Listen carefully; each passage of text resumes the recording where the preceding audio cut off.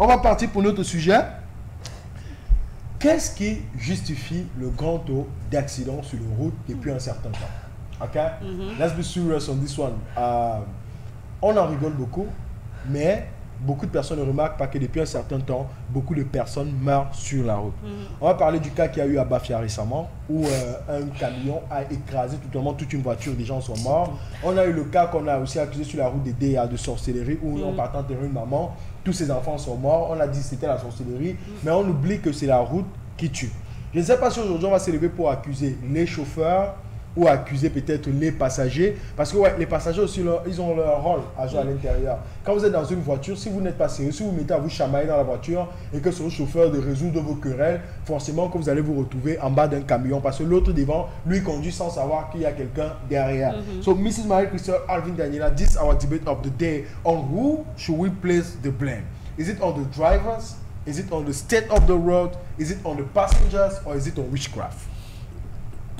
Tous ces éléments-là, tous ces éléments entrent dans la justification. Ce n'est pas évident de dire exactement la cause de cette... Mais je sais que pendant les vacances, généralement, il y a beaucoup d'accidents sur la route parce qu'il y a des va-et-vient, il y a des gens qui vont en vacances, il y a des gens... Et puis, dans les comment on les appelle là, dans les transports communs, généralement ces chauffeurs sont payés, dans certains, je ne suis pas en train de dire que c'est comme ça partout, généralement ces chauffeurs sont payés par le nombre d'allées et de retour. Du coup, ça fait que le chauffeur n'est pas reposé. Ça te donne une certaine pression. Il a une certaine pression et donc quand il sait qu'il doit au moins faire 4 tours sur la route, il accélère, c'est-à-dire qu'il ne roule plus selon le kilométrage indiqué. Je ne sais pas si ça se dit, je ne connais pas les expressions dans les transports. Donc ça, je peux déjà justifier par le fait que les chauffeurs recherchent le gain. Du coup, c'est en fonction des cas d'aller-retour qu'ils ont fait,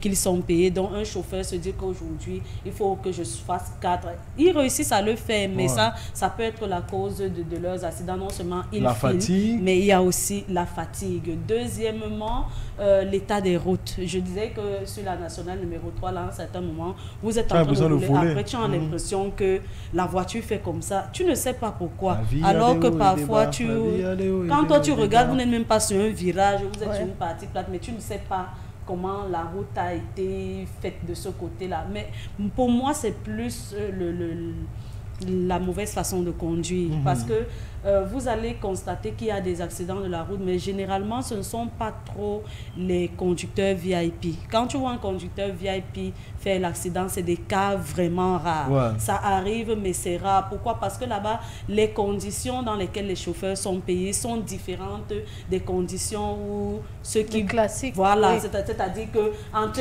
Balmayo, là, il manque une place, c'est complètement différent.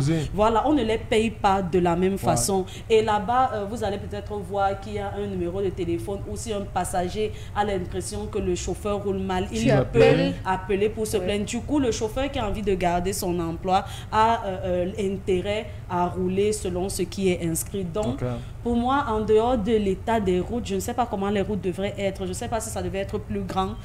Peut-être ça devait être parce que je crois qu'au Cameroun, on n'a pas d'autoroute.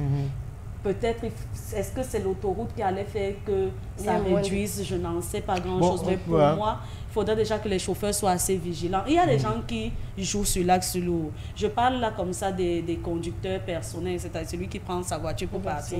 Il voit une voiture passer là, une Lexus. Il te dit que le moteur de ma voiture ici, dès que j'active le turbo là, je le dépasse. Et dès qu'il dépasse, celui qu'on vient de dépasser va aussi te montrer que, en fait, je me demande souvent, vous êtes sérieux ou bien vous faites la sorcellerie? Vous êtes sur l'axe lourd et vous êtes en train de vous essayer vos voitures, en train de montrer que moi, ma voiture est plus performante que la tienne. Vous ne vous connaissez même pas. Toute votre compétition là, c'est que vous vous êtes croisés sur l'axe lourd. Après, tu vois un qui vient carrément dépasser 3 bus. Tu te demandes s'il est normal ou si, je ne sais pas. Il y a mon frère qui a pris un jour un car. Il a payé son ticket, il est entré. Et quand le chauffeur finalement est venu, parce que les gens l'ont entendu fatigué, ils se sont mis à bavarder. Quand le gars arrive, il avait une serviette autour du cou. Quand il est arrivé, bonsoir monsieur et dames. Celui qui n'a pas le cœur descend, il a enlevé la serviette, il l'a posée sur le tableau de bord. Donc ça veut dire que vous roulez là, vous ne savez pas à quelle vitesse le gars est en train de partir. Ils ont fait Douala Yaoundé 1h45. Ce n'est pas ça rouler à tombeau ouvert. Quand on va vous dire que c'est rouler à tombeau ouvert, vous allez dire que tombeau ouvert, c'est une partie de la voiture. Est-ce que ce n'était pas ça? Tu vois un peu? Donc, il y a des gens qui ont une sorte d'inconscience là. Et les passagers à l'intérieur ne parlent pas. Tout le monde veut arriver. L'essentiel, c'est d'arriver. Donc, il faut aussi que parfois, les passagers soient vigilants et qu'ils se disent, et qu'ils tout le temps, qu'ils disent au chauffeur que, gars, mets un peu la pédale douce, parce que ce qui est essentiel pour nous, c'est d'arriver. L'état des routes, je ne peux pas vous dire quelque chose, parce que je ne suis pas technicien, je ne sais pas comment la route doit être. Là où la route a le creux, je vois. Là où la route n'a pas le creux, tu as soulevé un point qui est très important, c'est que si on applique la création des autoroutes, ça va réduire. Pourquoi? Parce que sur une route à grand espace, je pense que 3 voitures alignées comme ça peuvent rouler de ce côté, 3 aussi ici peuvent rouler de l'autre côté. Ça fait en sorte que les collisions de... c'est plus ça. D'accord, c'est plus ça. Okay? Ça peut apporter une solution. Mais maintenant, quelqu'un va venir te dire que dire alors des accidents où un camion est en train de rouler, c'est une autre voiture derrière qui vient entrer sur le camion. Oui, là, et regarde le cas de Gabriel là, qui a essayé de dépasser un camion. Il est parti en brousse. Tu vois, moi, je ne peux pas vous dire comment la route se fait, papa. Donc, vraiment, pour l'autre là, mais moi, je sais que les agences là, la façon dont ils payent leurs chauffeurs peuvent souvent faire en sorte que les chauffeurs conduisent mal. Ça, c'est ce que l'information que j'ai sur la route. C'est pour cela que beaucoup de gens commencent à beaucoup se rabattre sur les transports en VIP. D'accord. Merci, Mrs. Marie-Christelle. And you, Mrs. Alvin Daniela, vous, à la maison, qu'est-ce qui peut bien justifier le grand taux d'accidents sur nos routes depuis un certain temps? We're listening to you. Moi, je vais m'attarder plutôt sur les permis.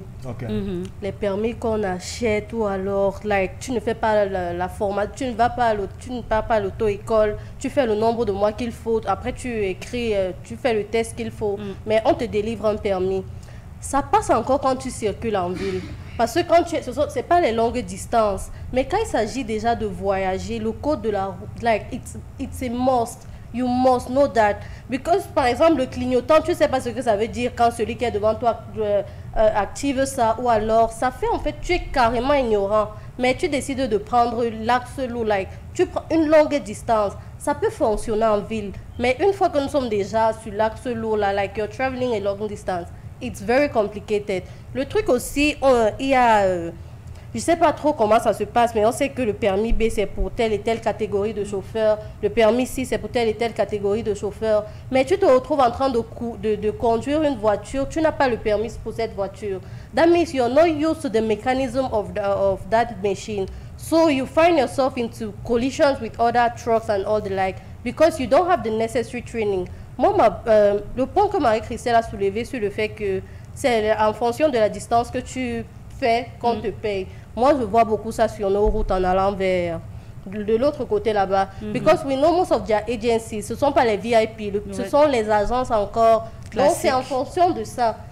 Tu es dans une voiture et de l'autre côté là-bas, c'est pas goudronné. C'est vrai que c'est récemment que le goudron arrive là-bas. Donc, les accidents que tu croisais là-bas, c'est-à-dire, tu vois un accident, tu essaies de comprendre, qu'est-ce qui a causé l'accident si... Tu n'as pas besoin de partir même à l'auto-école pour comprendre parfois, what really happened before this car and this car collided. Si on dit peut-être qu'il y avait un creux et que l'autre est arrivé abruptly, yes, we understand. Mais tu cherches à comprendre qu'est-ce qui a causé l'accident si tu n'arrives pas à comprendre. Donc, il y a le fait qu'ils veulent gagner beaucoup d'argent, vu que c'est en fonction des tours qu'ils font qu'on leur paye. Et le fait de ne pas partir à l'auto-école comme il se doit. C'est-à-dire, tu as un permis, tu ne peux pas conduire peut-être les chauffeurs. Parce que c'est en fonction des places. Quand ça concerne les voitures, le permis catégorie B, je sais que c'est le transport, la voiture normale. A, c'est la moto. Et C, je crois que ça commence à partir chez les grands porteurs à partir de C, D et machin. Moi, je ne sais pas, il m'arrête à B là souvent. You're not in your comfort zone. C'est pas ce que tu as appris. Tu as un permis, oui, mais c'est pour un type de véhicule bien précis. Mais est-ce que tu penses que les agences de transport recrutent leurs chauffeurs sans vérifier le permis? Bon, en fait, non, là-bas, elle dit que tu viens avec le permis. Donc, tu as un permis. C'est un peu comme on dit le passeport express. Ils disent aussi les permis express. Donc, généralement, tu n'as pas eu le permis parce que tu as composé ou bien parce que tu as même fait l'école. On te donne le permis. Mais tu as juste les notions. Ça veut dire que tu connais démarrer la voiture, tu connais machin, tu connais... Bon, par exemple, toi voici. You know how to drive, right? Imagine que la petite notion que tu te retrouves en train de conduire un bus de 50 personnes pour aller à toi là. Et en fait, dans je sais, et beaucoup le font. Ça veut dire qu'ils ont juste un permis de base, Maintenant, avec ce permis de base qui est peut-être le permis B, il se retrouve en train de transporter 70 personnes, ce qui n'est pas normal. Ou bien un motoman qui se dit que comme il a son permis A, il se retrouve dans une voiture en train de transporter les personnes. Oubliant que le code est totalement différent. Et quand vous êtes sur l'axe lourd, laissez-moi vous dire qu'un moment d'inattention peut coûter la vie. Okay? Parce que tout le monde doit être concentré. Tout le monde est pressé. Parce que, oui, Miss Meg, elle a dit que c'est que vous avez cette habitude-là d'être toujours pressé. Oui. À un certain moment, même moi, je veux aussi accuser les passagers parce que les passagers vont aussi parfois mettre la pression au chauffeur. Tu vas voir un chauffeur qui conduit posément. C'est pas arrivé commencer à dire tout le nom. Si vous êtes pressé, mon frère, prenez quand même quoi. Ok, 45 minutes, vous êtes à Douala. Et maintenant, laissez le chauffeur conduire tranquillement. Et j'apprécie que ce soit les passagers qui, même si c'est à quel niveau de la route, il dit mon frère, gars, je descends. Ok? Il peut descendre là. Et quand il descend là, il attend l'autobus qui part et il prend le bus là. Si le bus aussi, il va faire genre, il descend. Et quand ça, il donne jusqu'à ce qu'il va arriver, peu importe quand il va arriver. La conscience, la vie, hein, on ne gagne pas ça quelque part. Donc prenez au moins sur le temps d'être conscient. Ok? Prenez au moins sur le temps d'être conscient. Moi, je félicite les agences de voyage qui n'ont jamais entendu parler d'accidents ou qu'on entend ça avec des cas rares. Excusez-moi, c'est pas une publicité. Mais quand vous voyez beaucoup de personnes prendre Finex, par exemple, pour la ligne Yaoundé-Douala, ou bien touristique, c'est parce que de ce côté-là, on entend rarement. Je ne sais pas s'ils ont même déjà eu l'accident, on entend rarement. Mais il y a les gars, là, à une époque, Buka tuait. Sérieux? Et ouais, et ils ont chuté en fait. Et c'est pour ça que moi, est-ce qu'aujourd'hui, on dit que maintenant ils se sont améliorés. Mais moi, est-ce qu'aujourd'hui, tu ne peux pas. Même dans l'argent, que ça m'a pas pour aller expédier les colis. Tu sais un peu non. Mais à part ça, entrer dans le bus, tout ça parce que vous avez créé une crainte à des gens. Pourtant, c'est une très bonne agence. Maintenant, la route de l'Ouest aussi là. Seigneur Jésus, je ne sais pas si là-bas vous avez le VIP. Je pense pas. Ils ont le VIP là-bas. Non. Voilà. On a le VIP au moment. Il y a le VIP. L'agence est nouvellement créée, je ne sais pas trop le nom. Tu vois, ça fait longtemps que moi je ne suis pas parti à l'Ouest. Et maintenant, et aussi le transport de nuit.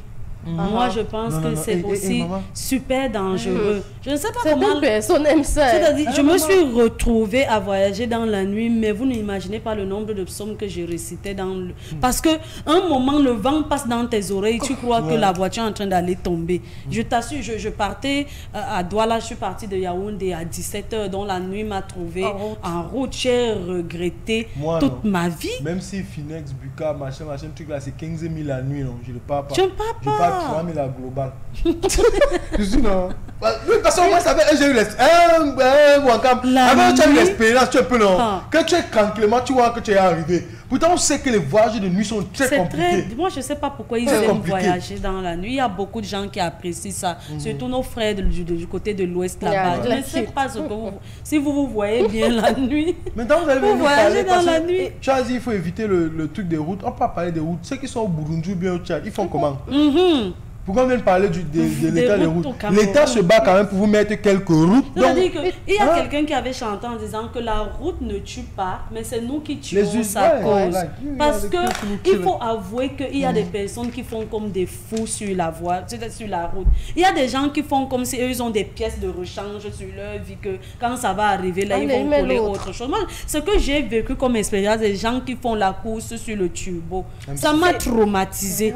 Franchement, je ne comprends pas. Parfois, ils ne se connaissent même pas. Ils se connaissent pas. Le bus est en train de charger. Pendant que le bus charge, le chauffeur au bas en train de couper ses trois manières. En tout cas, 10h, 12h, on va accorder quelques minutes à Mrs. Ivenzaria de nous parler de Dreamtime. Et pour l'accueillir ici, Magasco, Better For Me, une chanson qu'on vous propose tous de savourer. On se retrouve juste après. La chanson Mrs. Ivenzaria nous explique un rêve. On espère que ce rêve peut coïncider avec un que vous avez à la maison et un sur lequel vous avez besoin d'explications. Let's have the vibe.